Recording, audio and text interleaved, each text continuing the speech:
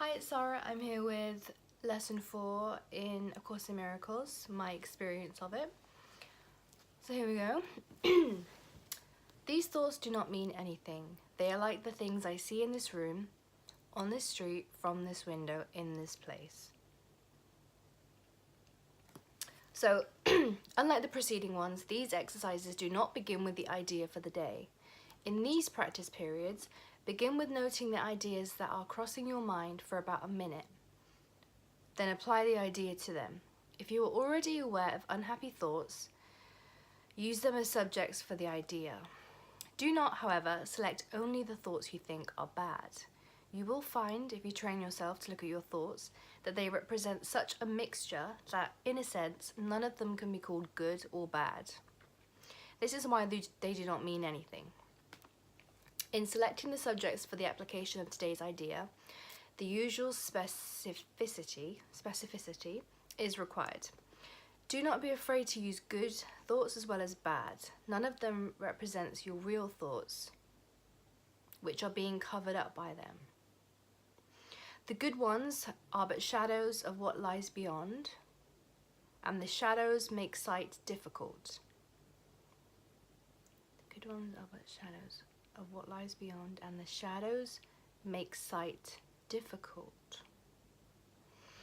The bad ones are blocks to sight and make seeing impossible. You do not want either. Wow. This is a major exercise and will be repeated from time to time in somewhat different form. The aim here is to train you in the first steps towards the goal of separating the meaningless from the meaningful. It is the first attempt in the long-range purpose of learning to see the meaningless as outside you and the meaningful within. Wow. It is also the beginning of training your mind to recognize what is the same and what is different. And using your thoughts for application of the idea for today, identify each thought by the central figure or event it contains. For example, this thought about space does not mean anything. It is like the things I see in this room, on this street, and so on. You can also use the idea for a particular thought that you recognize as harmful. This practice is useful, but it is not a substitute for the more random procedures to be followed for the exercises. Do not, however, examine your mind for more than a minute or so. You are too inexperienced as yet to avoid a tendency to become pointlessly preoccupied. Further, since these exercises are the first of their kind, you may find the suspension of judgment in connection with thoughts particularly difficult. Do not repeat these exercises more than 3 or 4 times during the day. Oh, I haven't done it at all. We will return to them later. Wow, okay. So this is getting more juicy. I've been at work all day. It is almost 10 o'clock at night. So this is my first time reading this. Okay, that's really interesting because I've had some really negative thoughts literally like 5 minutes ago. So good, but good and bad thoughts. Okay, so these thoughts do not mean anything. They're like the things I see in this room, on this street, from this window, in this place. These thoughts do not mean anything.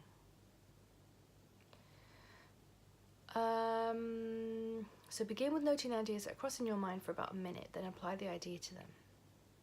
Okay, so any thought that comes in your mind for a minute, apply the idea of they don't mean anything. Okay, so this is actually really personal because it's literally what's going on in my mind. Oh, and I don't want to get upset, so okay, well, I'm just gonna go with it. Okay, so I really enjoy my job. So when I came home today, I was thinking, no, we're supposed to be doing what we're thinking right now. Okay.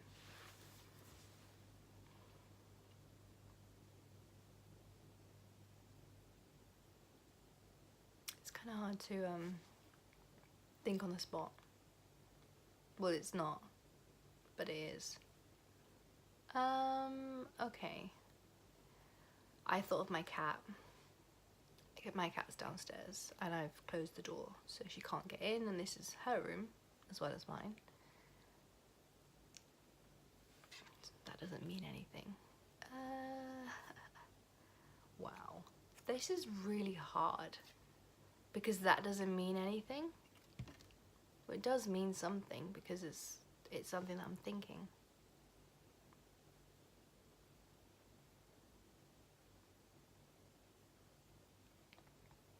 These thoughts do not mean anything.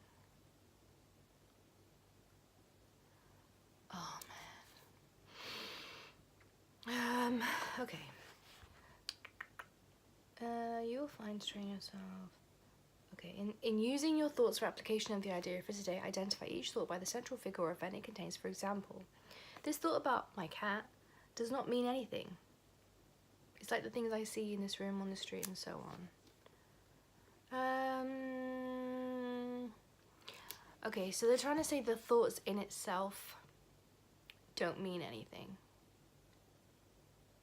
They're just synapses firing. It's just an internal monologue, a stream of consciousness.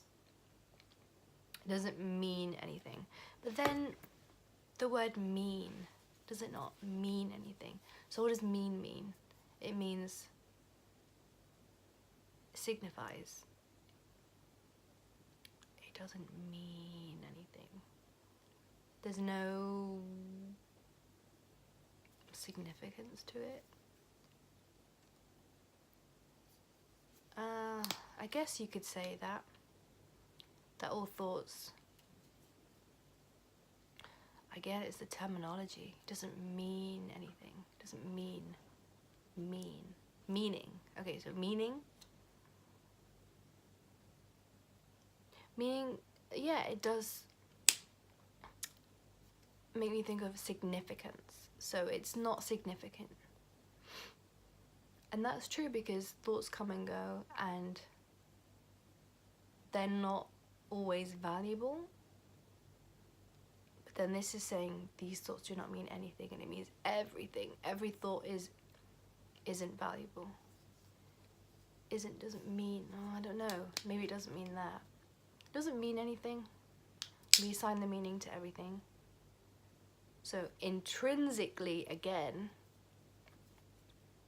it doesn't mean anything. So let's think of some more thoughts, which again is difficult to do on camera.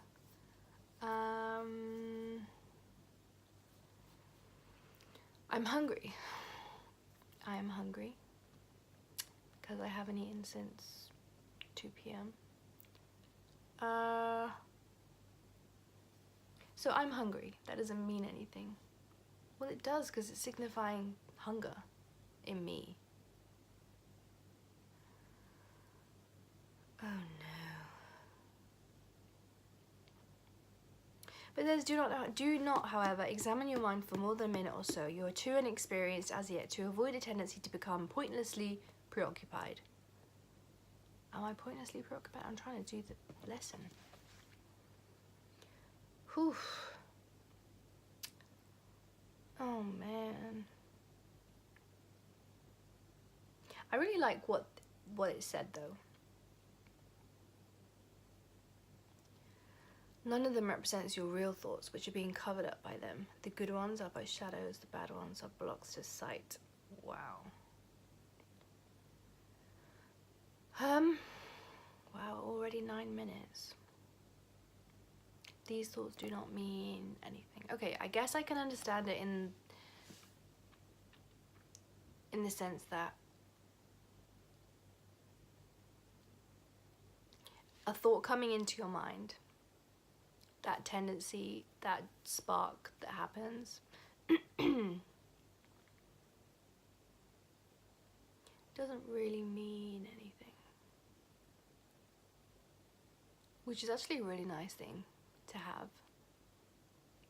That notion of none of these thoughts actually mean anything. And in fact, it's really helpful today because I've had some really negative thoughts. Just general unhappiness, which is not at work because I love work. But then when I come home, all the crap comes back.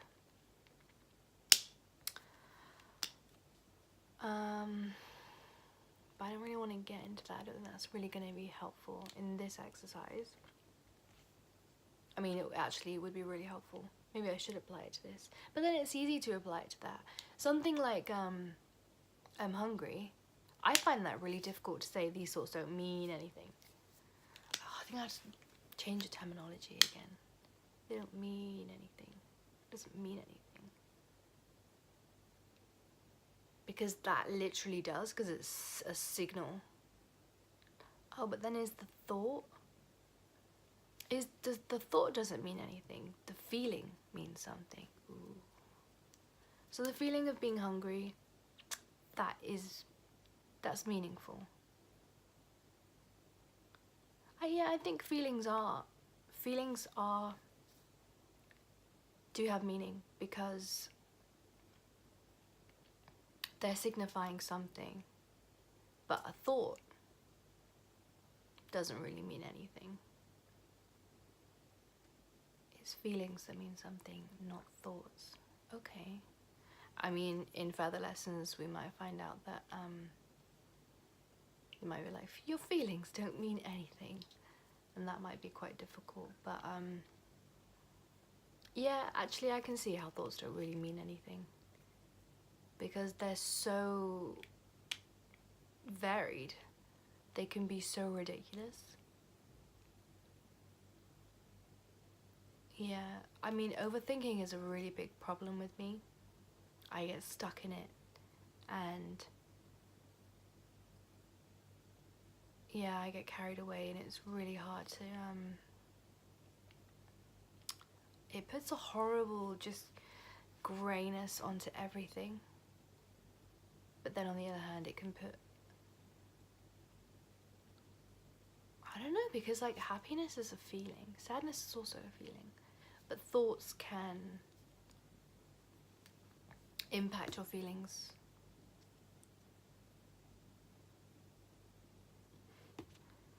But yeah, thoughts in themselves don't mean anything. Oh, it's really difficult because I was watching a video yesterday from Eckhart Tolle, and he was saying, there was a guy and he was asking, how do you stop overthinking? And I didn't find the video that helpful, to be honest, just the way that he explained it. He just speaks really slowly, and I don't know, maybe things can penetrate your consciousness at a later time when you're in a different state. I don't know. But yeah, no thought really means anything. But then I struggle, because how are you supposed to understand life, everything, without thinking? You need thoughts. Do you need thoughts though? Because I think what Eckhart was saying is,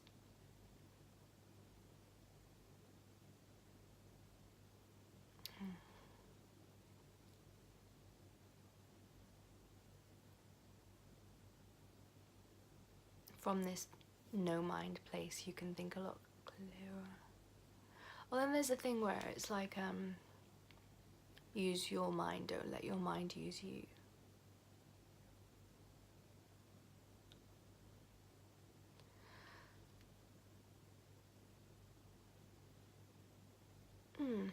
Maybe what it's trying to get at is like, when I've been in moments where I feel really enlightened, really awake, and just really all-knowing, I don't really have to think.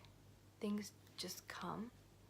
And I guess that's your inner voice or the Holy Spirit or whatever terminology you want to use. So maybe what this is saying is like, when it's saying that your real thoughts are being covered up by these ones, maybe that's what it means.